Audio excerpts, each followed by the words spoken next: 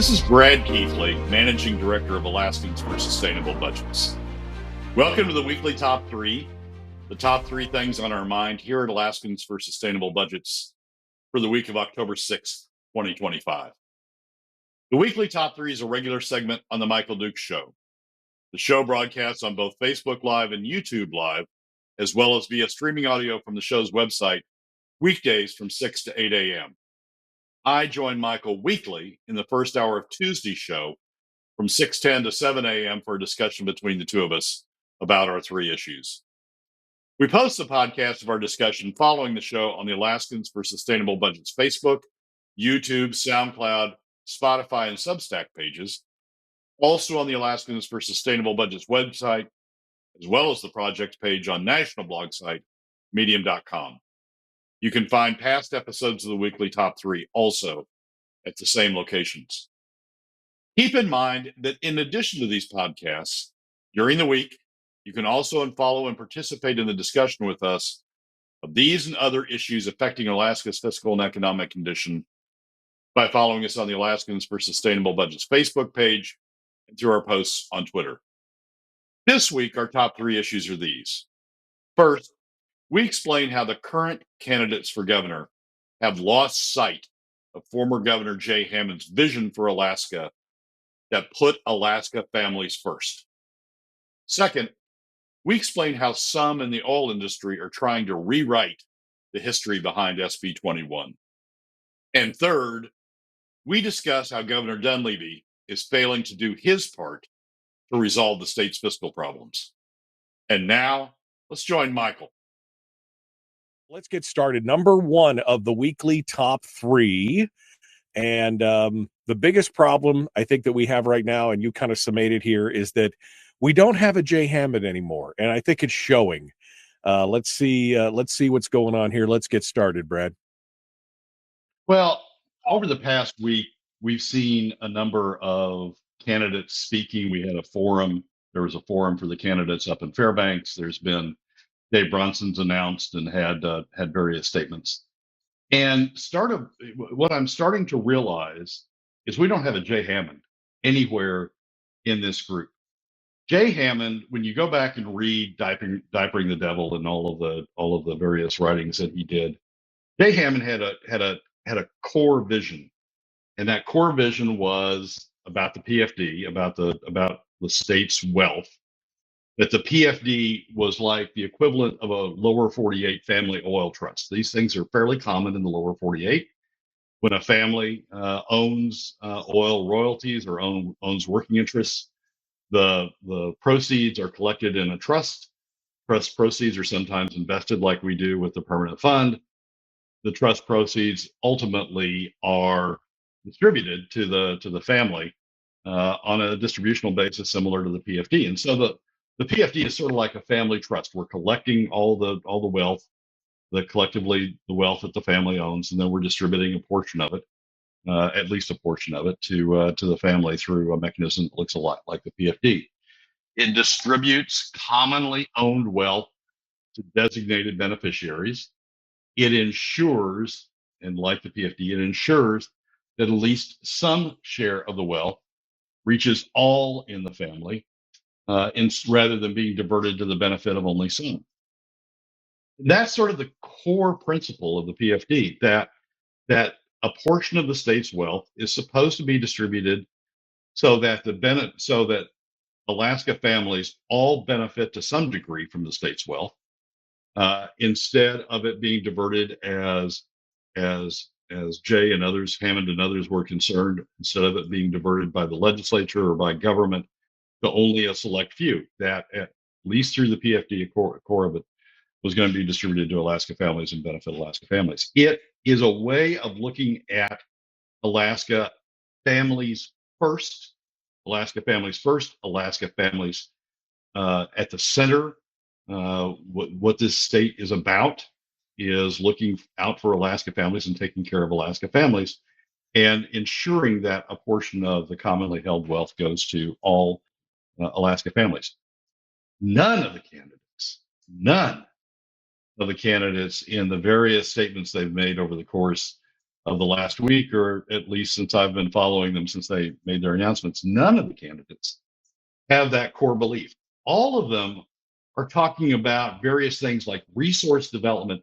They're talking about issues out there, resource development, a capital budget, something else, education, in the case of Tom Begich. And they're taking those and then saying, oh, these benefit Alaska families like this.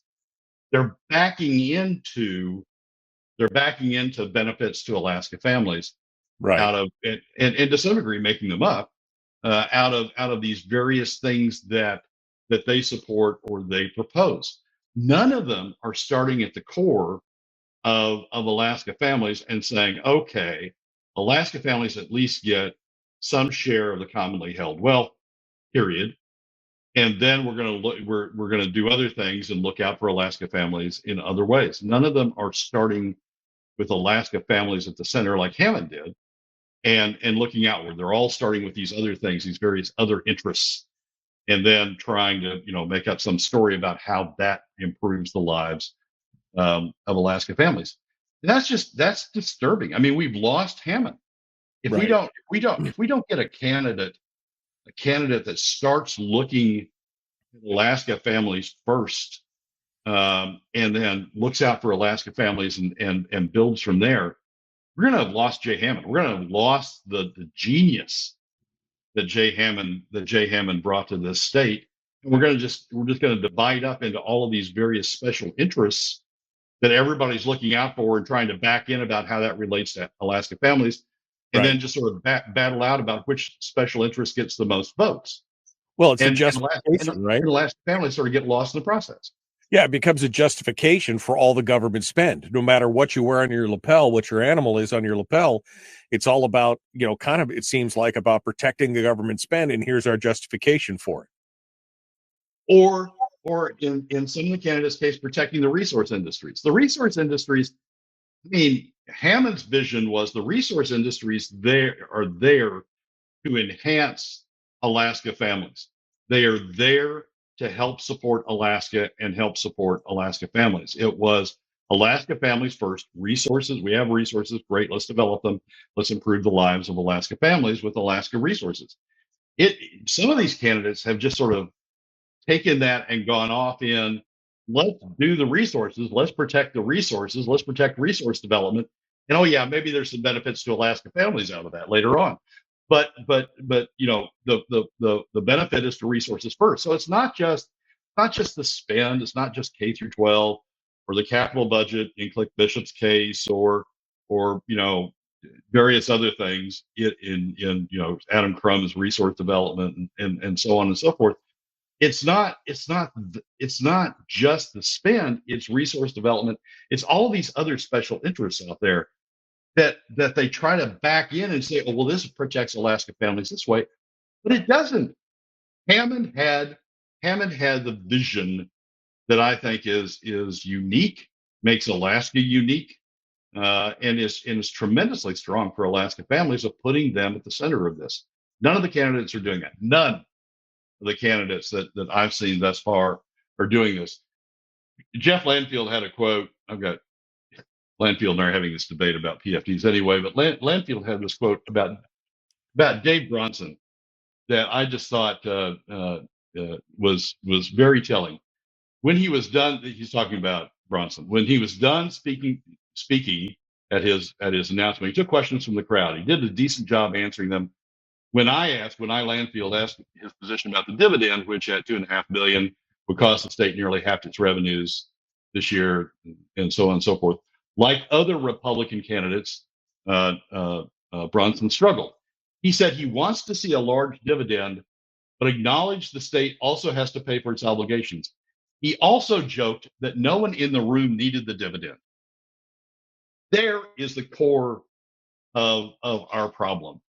It's the top 20% don't need the dividend. The resource industries don't need the dividend. The non-residents don't need the non-residents industry, tourism, fishing, and so on, don't need the dividend. I guess oil's a big non-resident industry too.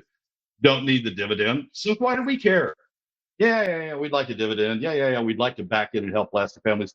But it's not at the core of how we think about these issues. We think about these issues about resource development, capital improvement, capital spending, K through 12. Just, we think about these issues about how to do government spending, or in the case of the resource industries, how to limit government revenue. And we've forgotten what the Hammond vision of looking after Alaska families first. So I really, as this has dawned on me over the course of that last week, I've really started to despair that we're going to find a way out of this box in this election cycle, because we don't have candidates who have that vision. Well, if I hear one more candidate, and this is this has become the soup du jour for all the Republican candidates when you start talking about, well, how do we pay for it all? Because we are asking that question of every candidate. How do you pay for what's going on? And if I hear one more person talk about how, well, we're going to develop the resources, well, that's great 10 years down the road. How does that help us between now and the 10-year mark? And it just seems like again, they have no grasp. They have no idea what they're going to do in the interim. I think Bernadette is probably the only one that's come up with at least any kind of fractional plan, which includes zero-based budgeting and some other things, which I think are good. But again, if you're going to pay a full PFD, there's going to have to be a whole lot cut out of government, or it's going to have to be a whole new revenue stream to make it work. And nobody seems to have that answer. Hammond had it clear. Hammond was the PFD comes first. Sharing the wealth, the commonly owned wealth, with Alaska families so that they at least have some benefit out of the commonly owned wealth. It's not all diverted to special interests. Hammond had that vision clear. You start with the PFD. And then he said, look, if you want to spend more than that, then you're going to have to tax people. You don't cut the PFD. You don't take out of the people's hands the share of the wealth that has been created by the PFD to make sure that they get at least some share of it. What's going on is the exact reverse of Hammond. We're saying PFD cuts first, take the wealth out of the hands of Alaska families and divert it to the special interests. Yeah, that's to the legislatively anointed special interests. That's the exact reverse of the vision that Hammond had. And so we're adrift on the PFD. I mean, everybody now says, oh, you can't tax to pay a PFD. We don't tax to pay a PFD. The PFD comes from the permanent fund, from earnings off the permanent fund. It's already paid for. We don't need taxes to pay the PFD. What taxes are for are to pay for the additional government that we've created along. Right. And instead, what they're doing is taxing our PFD. That's what they're doing.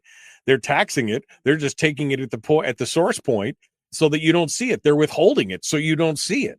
And then they start screaming about, well, if you want more, then we'll have to tax you for it. So it's a shell game. It is. They've managed, and it's the top 20% who don't care. I mean, Bronson was clear. It's the top 20% who don't care about the PFD, the non-residents and the non-resident industries and the resource industries that don't care about the PFD. They just care about making sure they don't get taxed. And so they've managed to reverse the narrative. Hammond to be rolling over in his grave. They managed to reverse the narrative so that the PFD comes last. And if the PFD is being cut, the only way to save the PFD is through taxing somebody else to cover the PFD. That's not how the PFD is set up legally. That's not how the PFD was envisioned. It was not the genius behind Hammond's vision. The genius behind Hammond's vision was, look, we got resource wealth that's commonly owned. We're going to make sure that Alaska families get a share of it before we start giving it up to all the special interests, the legislatively approved special interests. We're going to make sure Alaskans get a share of it, period. End of statement. And if government needs more, then tax to pay for the additional government. That's the way the statute's set up. That's the way it operated up until Bill Walker, decided to change it. But now that Walker decided to change it, we've got everybody and his brother jumping on that. And all the Republican candidates, from what you look at, all the Republican candidates saying, well, it's too bad, but it comes last, and we don't want to raise taxes to pay for it. you shouldn't have to raise taxes to pay for it because it's already paid for. Right. And all this junk is just, well, we've lost the vision. Well, that's a critical point. The fact that it's already paid for. That's the thing that I think, you and I have probably been missing more than anything else, is that you don't have to tax for the PFD because it's already been paid for. But what's happened is they've snuck in there and they've taken the money out of the cookie jar. And now they say, well, if you want that, you got to tax to pay for it. We already took it. And so we didn't have to fight the fight over taxes and have a battle over each and every spending item because we just took it from you. And now if you want it back, now you got to tax yourself. And that's the false dichotomy. That's a brilliant deduction there. Yeah, and all you have to do to understand that is to go back to Hammond. Hammond said it's like a family trust, a lower 48 family trust. We have set up a trust that's for the benefit of Alaska families that provides for the distribution, sets rules for the distribution to Alaska families. Now it's set by statute, so it can be changed. But until it's changed, these are the rules of the trust in how that portion of the wealth is to be distributed. Period. End of statement. Done. That's the core. Now, if you want to do this other stuff, then go raise taxes to pay for this other stuff, and you'll find that you can't raise taxes to pay for this other stuff, and so you won't do all that stuff. But don't mess with the core. And we've got no candidates who understand that concept. Okay, Brad Keithley, Alaskans for Sustainable Budgets, the weekly top 3. I mean, it's kind of a brilliant take on that, is that, the PFD is already paid for. It's already, I mean, we didn't have to generate, and now they're presenting us with this false dichotomy of, do you want to be taxed to get that full PFD, instead of, we should have gotten the PFD first, and then there should have been an argument about all this other stuff that they want to pay for. That's where the taxes should have come from. Yeah, and that was Hammond. I mean, that was Hammond's vision. You go back and you read Diapering the Devil. He says that. He says, look, PFD comes first. PFD's core.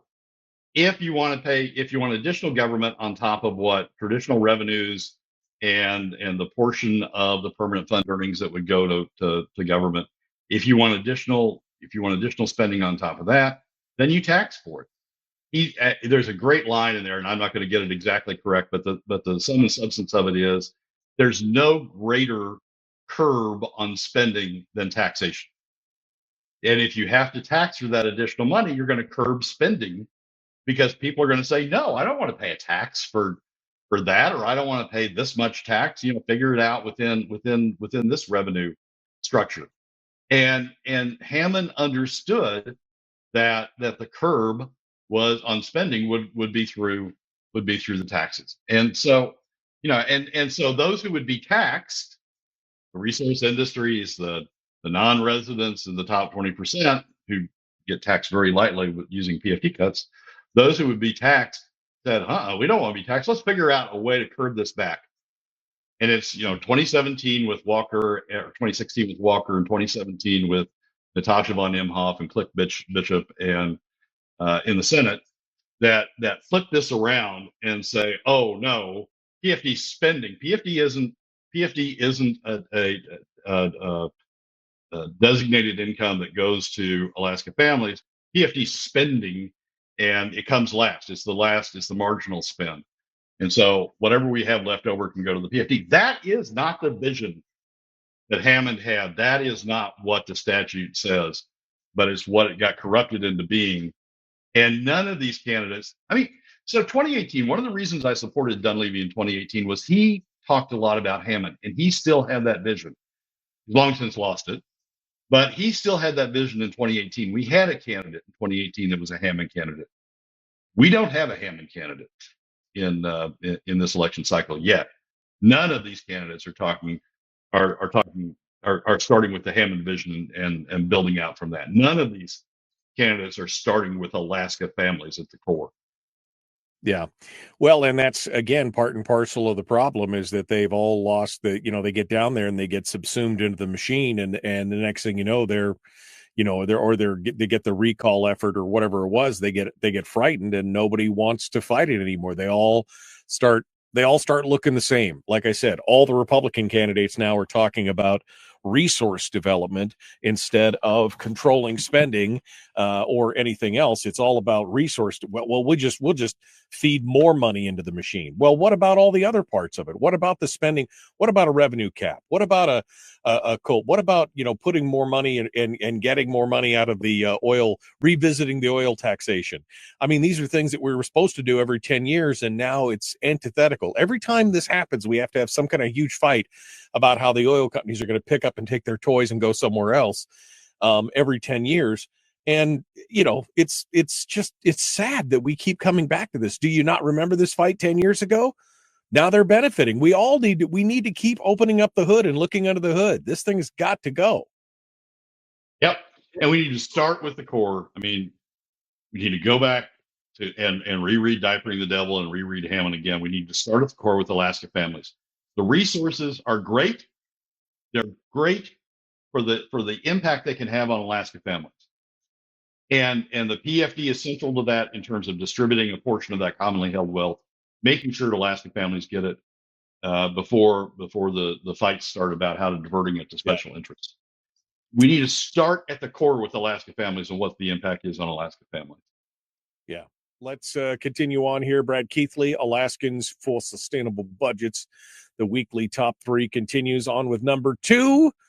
Which is somebody and some people are trying to rewrite history. What do you mean by that, Brad? What do you mean they're trying to rewrite the history? What's going on here? So Rebecca Logan, who's the executive director of the Alaska Industry Alliance, the brief term we used around the state to describe that group as the Alliance. Rebecca Logan wrote a piece in the Landmine, the headline of which is Alaska's oil projects deliver revenue and jobs we depend on.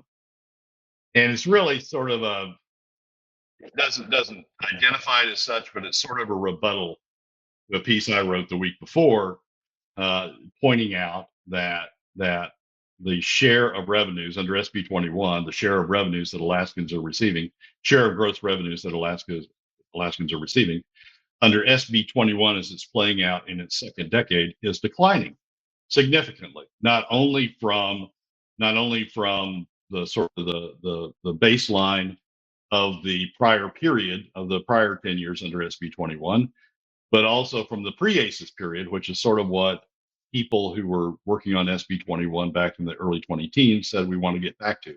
We want to move back away from ACES back to where ACES took us back over to where we were before ACES. And my column pointed out, or my article pointed out, that we're not getting back to anything. We're not even revenues under gross. The Alaskan share of gross revenues are declining further under the second decade of ACES, or second decade of SB 21. Not even reaching what they were in the first decade of SB 21, and not reaching what they were in the pre-ACES period.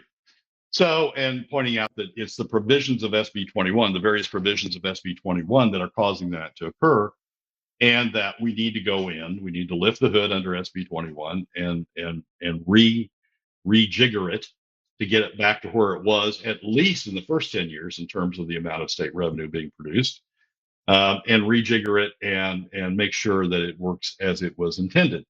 We recall the battle cry back in 2013, 2014, when we were going through the legislative session that passed SB 21, and then the initiative to undo SB 21, the recall petition in 2014 to redo SB 21. The battle cry was, we're taking a hit in terms of production taxes from ACES, but don't worry about that. It's going to result in increased production, and when it results in increased production, we're going to have increased revenues out of that.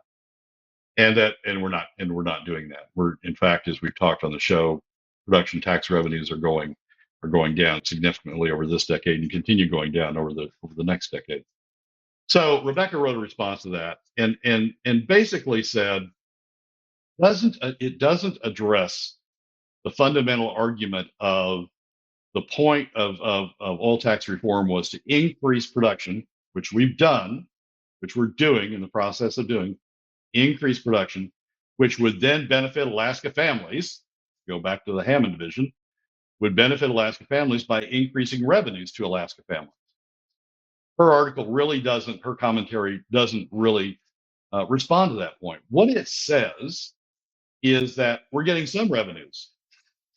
We're getting production taxes. We're getting royalties, and we're getting jobs from all of this. But it doesn't meet the argument that was raised in 2013 and 2014. Increased production is going to mean increased revenues. It doesn't meet that at all. It just says, look, you're getting some. Be happy. You're getting some revenues. Yeah. Yes. As when I read it, that's what my takeaway was. Oh, we should just be happy we're getting something was essentially the gist of the entire article. Not it didn't deliver on the promises that we were supposedly put on there, but hey, look, we are getting this and this and this. And, it's kind of misleading because other projects always take more time to get the money. It seems like excuse-itis is what it seems like. Yeah, it's changing. It's an attempt to change the argument that underpinned SB 21 back in 2013 and 2014, which is reduced production taxes from ACES levels will result in increased production and will benefit Alaskans through increased revenue. It's trying to change that argument. It's trying to say the argument now is reduced production taxes will result in increased production levels, which it's doing, and you'll get something out of that. You Alaskans will get something out of that. Just be happy with whatever you get out of that. It's trying to rewrite history to write out the piece where you will benefit. You Alaskans will benefit from increased revenues along with that increased production. There's another thing, and this gets into a little bit of the weeds about why SB 21 is working differently in its second decade. But there's a piece in here that says second or third, the 8 years with no production tax talking point is misleading. Large projects everywhere, Alaska, Asia, Latin America, North Sea, typically recover their spent development costs before paying production taxes. That's not entirely correct. There's usually an amortization of production taxes as opposed to a complete recovery. But what that misses and what she doesn't mention anywhere in the commentary is the compounding effect on top of that, on top of recovering your production costs, of what's called the gross value reduction provision in SB 21. And what the gross value reduction provision is essentially doing as it kicks in is creating a 7-year tax-free holiday for producers on new production. Not a reduction in production taxes, but essentially a tax-free holiday over the first 7 years. That's unlike anything else that I've seen in the international sector in terms of incentives for oil development. So not only, the argument is, well, we're getting what happens internationally. No, we're not. We're giving what happens internationally, basically. Alaskans are giving what happens internationally. No, we're not. We're giving more than that. We're giving this compounding effect of the GVR that's creating a huge amount of production tax holiday during the early years of the production cycle on these fields, and that's when most of the production occurs. You and I talked on the show before that 75% of the projected peak of production is going to occur before production taxes ever kick in. 7 years down the road, 8 years down the road. So this defense is, you're getting something, be happy. Well, we're not getting Alaskans, to go back to the Hammond vision. Let's start with Alaskans. Alaskans are not getting what they were promised in 2013 and 2014. And we need to go in. We don't need to go back to ACES. Nobody's arguing about going back to ACES, but we need to go in and we need to revise SB 21 to ensure that Alaskans get what they were promised at the time that the legislature voted for SB 21 and the time that Alaskans defeated the effort to undo SB 21. Well, this is no surprise that Rebecca Logan from the Alliance is making these arguments because that's what she gets paid for, right? They are looking out for their best interest. That's what That's what companies are supposed to do when they're in these kind of things. They're supposed to argue from their best position for their shareholders. So kudos to her. Unfortunately, like you said, she's only telling about half the story and spinning it just the right way. And shame on us if we take it at complete and total face value. I mean, again, I don't remember who it was that said it, but somebody has said that we should be looking under the hood every 10 years at oil. I think it was Stedman actually that said something along the lines of we should crack it open and look at it every 10 years to make sure that it's working the way that it was intended for both parties. And yet every time we start talking about this, the industry, the alliance, the AOGA, all the other different entities, they all start screaming bloody murder, like, and we're going to take our toys and go. To which I say, okay, if that's what you want to do, but we have a finite resource. We should all be getting what we deserve in that regard. Well, we should all be getting at least what was promised in that regard, right? I mean, SB 21, the industry wasn't shy when ACES was pushing investment away from Alaska and was disincentivizing development in Alaska. The industry wasn't shy about standing up and saying, "Look, we got to change.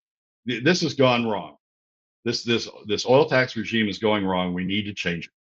And they weren't shy about pushing for that, and they weren't shy about advocating for that. Well, now the SB 21 regime has gone wrong in terms of what it's delivering for Alaskans. It's not delivering the promise of 2013 and 14 that if we increase that we will reduce production taxes, that will result in an increase in production levels, and it will result the sort of the back end piece for Alaskans. It will result in increased revenues for Alaska. It's not. It's resulting in some revenues, yes, but it's not resulting in increased revenues for Alaska. You can see that from both the 10-year revenue forecast from DOR and from the analysis that DOR did of the Pika and Willow fields. It's not increasing revenue for Alaska. And it's the compounding effect. It's a compounding. We gave a lot. I mean, we created a lot of incentives, a lot of different incentives. It was sort of like, throw it on the wall and see what works in terms of incentives to get dollars coming back into Alaska. And we threw a bunch of incentives on the wall. And now what's happening is they're having this compounding effect of reducing revenues, reducing tax revenues below the levels that they were. It remind me, wasn't there something, because we were throwing a lot of stuff at the wall to see what would stick. Wasn't there some conversation about one time where they basically said, well, we'll just try it. And if it doesn't work, we can always come back, right? We can always, wasn't there always a discussion of this can be changed in the future if it doesn't work out quite right? I seem to remember some kind of conversation about that. And yet when we come back around to revisit, they're like, you can't do that. Yeah, there was a conversation like that in 2013. I want to say it was Machecki that was saying that in 2013 during the legislative cycle. But also there was that same conversation. When did we have that initiative to try to change the oil tax code? In 2020 or 2022? My memory is good. 2020, I think. Yeah. All right. Whenever it was, we had people then, and I remember the chairman of Doyon, or the president of Doyon, specifically saying this: look, if it doesn't work, we'll change it. We'll be among the first advocates for changing it. If it's not resulting in what the statute, what the goals were in 2013 and 14, we'll be among the first advocates for changing that. Never heard from him again since. Yeah, but we can clearly see the revenues going down. So we're getting revenues, we're getting jobs, but we're not getting what we were promised in 2013 and 14. Brian's comment is, maybe you should be happy you are getting something should become the tagline of the Juneau Clown Posse. And that's kind of what they've said along the whole lines, right? I mean, you got a robust $1,000 PFD, right? You got a PFD. That was Natasha von Schreggy there that dropped that little bomb on us. Oh, your PFD is robust. Thank you, Calvin von Imhoff, for your gracious gift to us, the community. But yeah, maybe we should just be happy we're getting something. Should be the new battle cry of the legislature. That's what they're trying to tell us. We should be happy we're getting the PFD we're getting. Oh, aren't you lucky?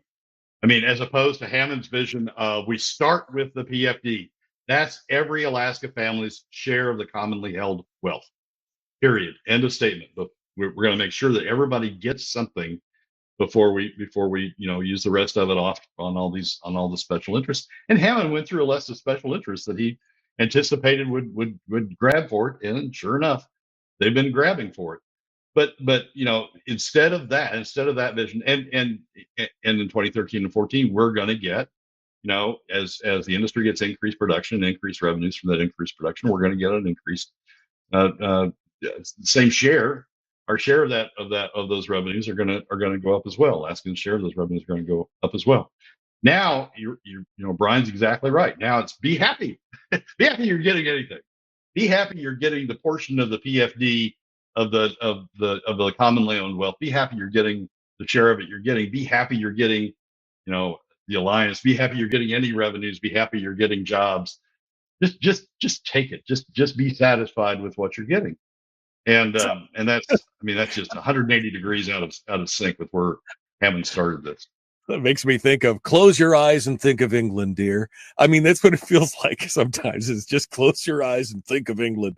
Be happy that this is all we're doing to you, kind of thing.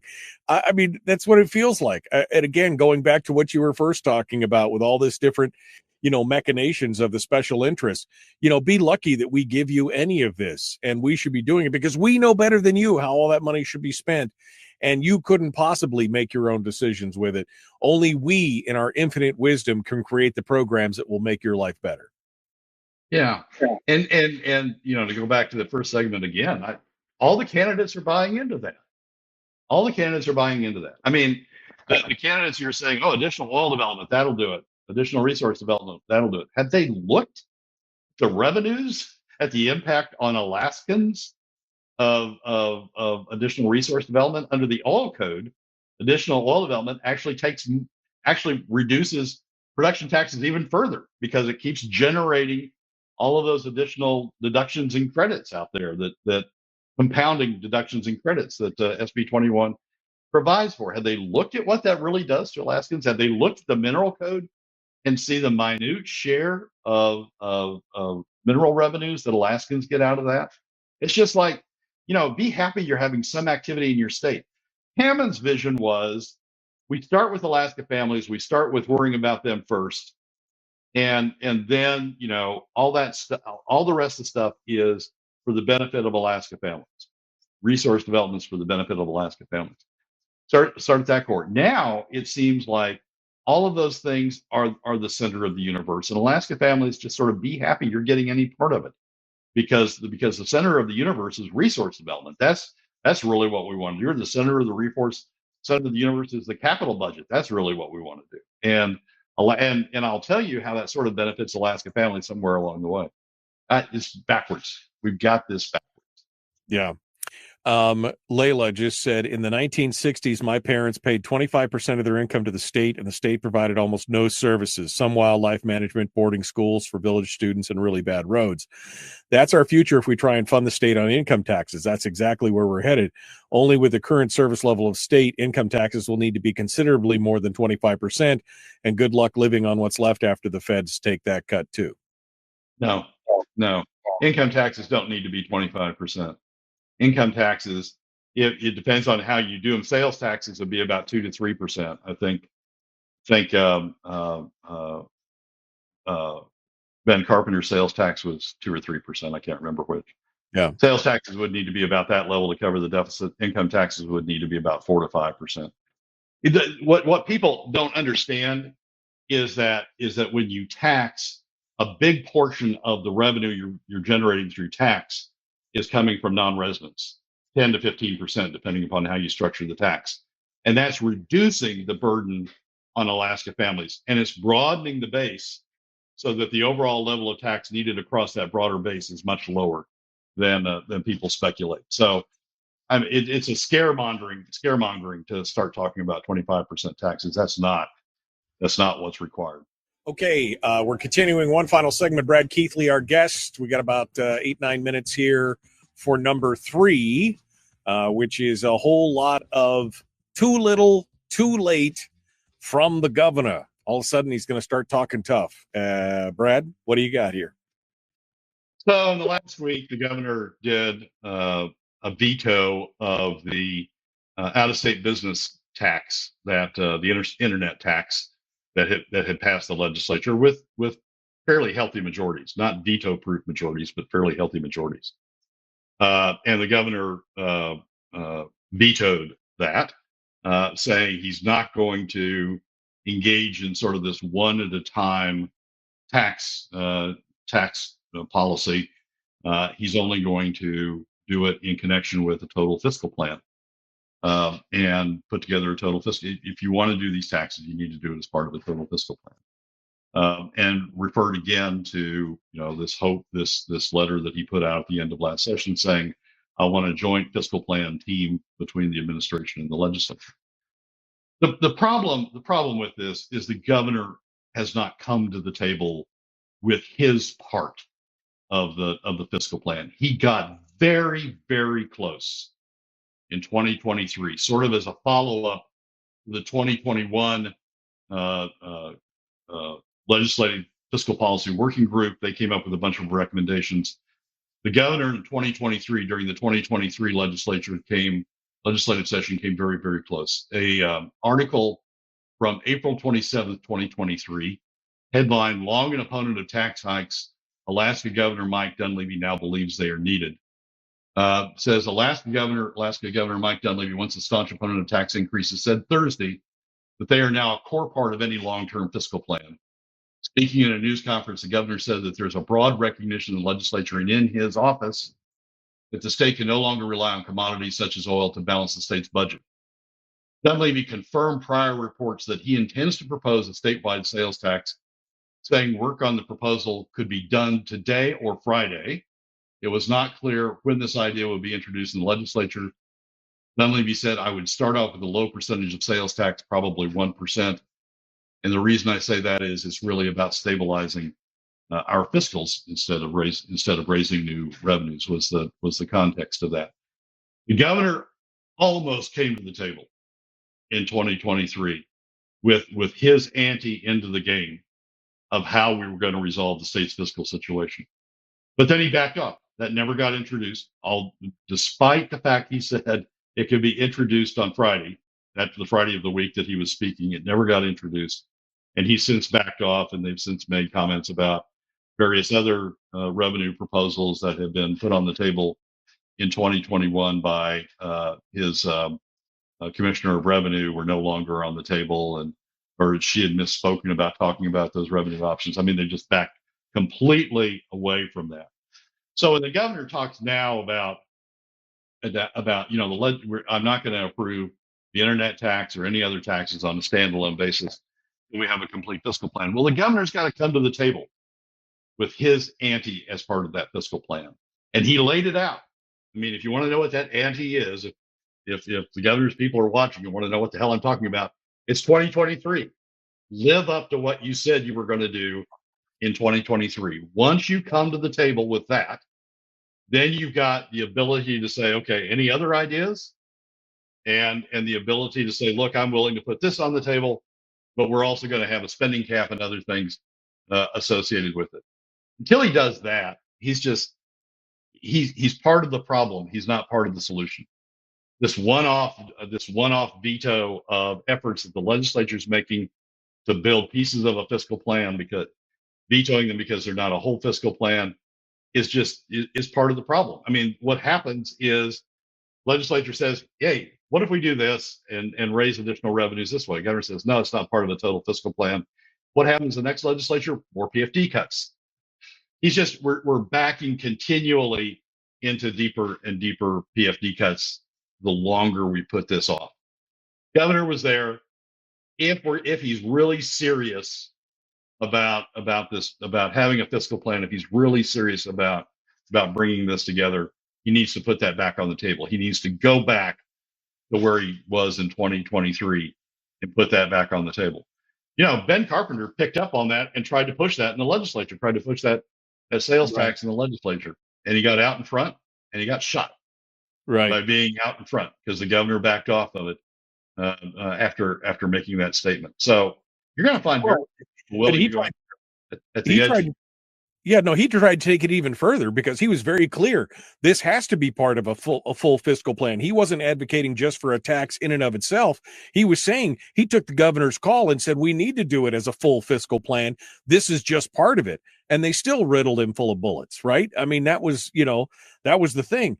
I don't think that there's any political will to deal with any of this in the legislature. They're going to ride this blimp right into the ground is what they're going to do. Yep, maybe so. But if the governor's serious about leading on this issue, which he says he is, if the governor is serious about stepping forward and as governors are supposed to do, making things happen, making the government function, making it work, as governors are supposed to do that. If he's really serious about doing that, he needs to go back and get a hold of his 2023 self and fulfill the promise he made then about it was going to be on the table by Friday of that week. I mean, evidently they've written it, or evidently they've written most of it. And if you don't, if you've lost that draft, go pick up Ben's because he had written it in legislation and use that. Put that on the table and say, okay, this is part of how we're going to go forward. I'm going to couple it with the spending cap and this stuff and that stuff, and start taking the initiative to get this resolved, as opposed to sitting back and just picking off the legislature one at a time. There's not only no will in the legislature to solve this thing, because you're going to get shot by the governor if you do, or you're not going to get backed up by the governor if you do. Ben Carpenter's experience.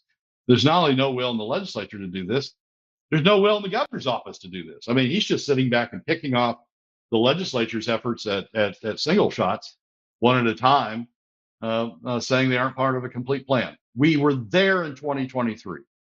Go back there if you really want to solve this.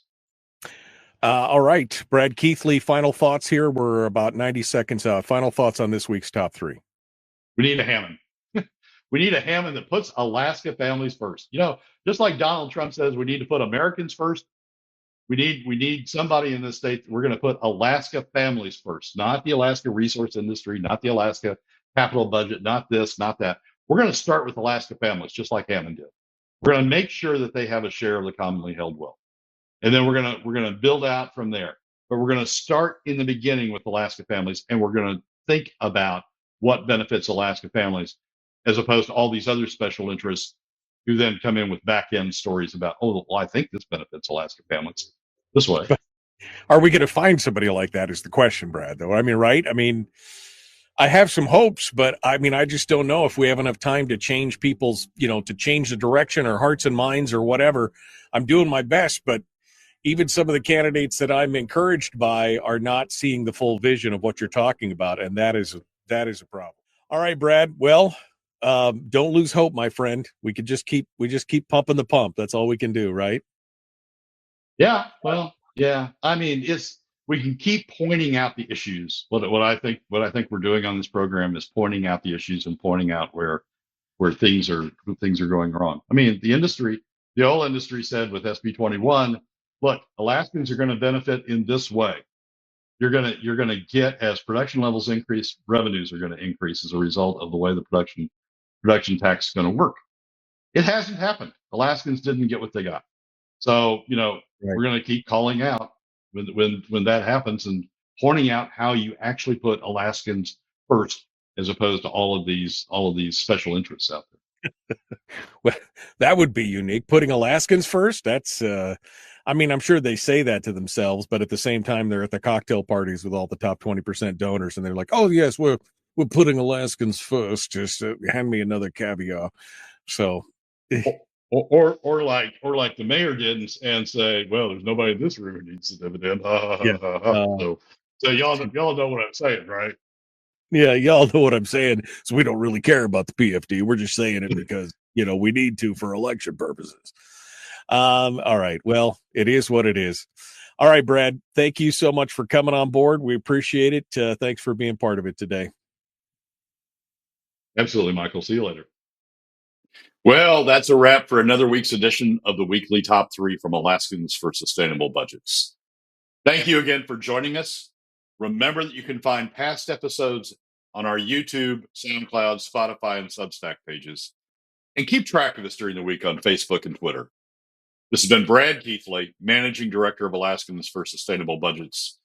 We look forward to you joining us again next week on the Weekly Top 3.